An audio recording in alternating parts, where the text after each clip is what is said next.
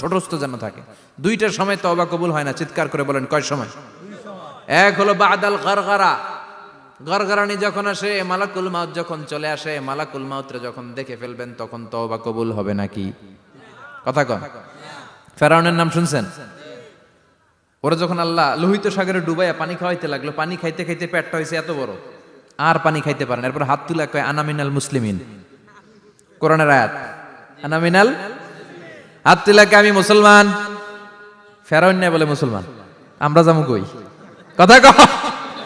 ফেরাউন হাত তুলে কয় আনা মিনাল মুসলিমিন। আল্লাহ কয় টাইম ইজ আপ, দেরি করছস, অনেক সময় দিলাম, অনেক সুস্থ রেখেছি, ক্ষমতা দিয়েছি, দাপট দিয়েছি, তখন যদি ঘাটটা নত করে, মাথাটা নত করে একবার ক্ষমা চাইতি, ফেরাউন তোরেও ক্ষমা করে দিতাম।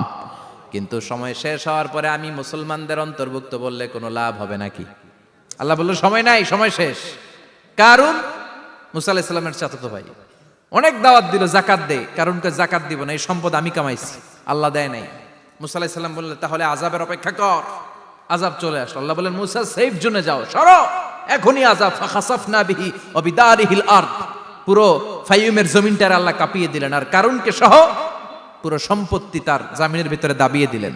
হাঁটু পর্যন্ত কারুন দেবে যায়, ভাবছে উঠে যাবে, কোমর পর্যন্ত দেবে যায়, ভাবছে উঠে যাবে, গলা পর্যন্ত যখন দেবে যায় আর সুযোগ নাই। কয় মুসা আমার সব সম্পত্তি তোরে আর তোর আল্লাহরে দিয়ে দিলাম, আমারে বাঁচা, আমারে সব সম্পত্তি তোর আর তোর আল্লাহর, আমারে খালি বাঁচা, চাচা আপন প্রাণ।